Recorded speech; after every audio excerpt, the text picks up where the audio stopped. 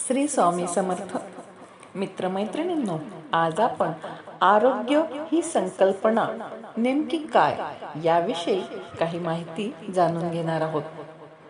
आरोग्य किंवा तब्येत हा शब्द असा आहे की त्याचा अर्थ काय हे आपल्याला सगळ्यांनाच माहीत असते, पण ते नक्की शब्दात सांगता येत नाही.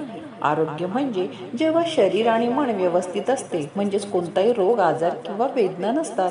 असंही म्हणता येईल की जेव्हा शरीर आणि मन हे दोन्ही व्यवस्थित असतात आणि आपण आपली नेहमीची कामे नीट व्यवस्थितपणे करू शकतो.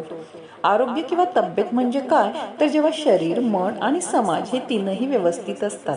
आरोग्यासाठी शरीरही निरोगी हवे, मनाची उभारीही असावी आणि सामाजिक आरोग्याची स्थिती देखील चांगली असावी.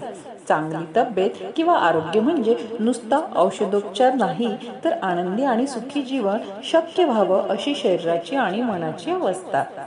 भक्कम आणि धडधाकट शरीर म्हणजे ज्यावेळी शरीर संपूर्णपणे काम करण्यास योग्य असते. आता उदाहरणच द्यायचे झाले तर घरातील कंदिलाची कडी, काच किंवा वात जास्त करण्याचा स्क्रू खराब असला तरी तो कंदील आपण वापरू शकतो, पण त्यातला एखादा भाग बिघडलेला असेल तर तो कंदील संपूर्णपणे कार्यक्षम आहे असे म्हणता येईल का? अगदी असंच आपल्या शरीराचं पण असते.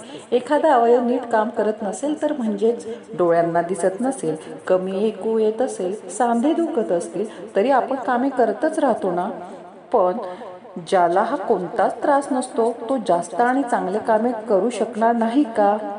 आरोग्य ही संकल्पना अत्यंत व्यापक अर्थाने उपयोगात आणली जाते. आरोग्य म्हणजे स्थूल मनाने शारीरिक, मानसिक, सामाजिक संतुलनाची स्थिती होय. आरोग्यास असंतुलन निर्माण झाल्यास रोग जडतात. जी व्यक्ती आपली सामाजिक भूमिका सुव्यवस्थितपणे पार पाडण्यासाठी शारीरिक, मानसिक दृष्ट्या सक्षम असते, ती आरोग्य संपन्न मानली जाते. म्हणूनच कार्यात्मक योग्यता हाच स्वास्थ्याचा मुख्य निकष आहे. अशीच काही अजून आरोग्याविषयी माहिती जाणून घेण्यासाठी पुन्हा भेटूया. जय हिंद, जय महाराष्ट्र. थँक्यू.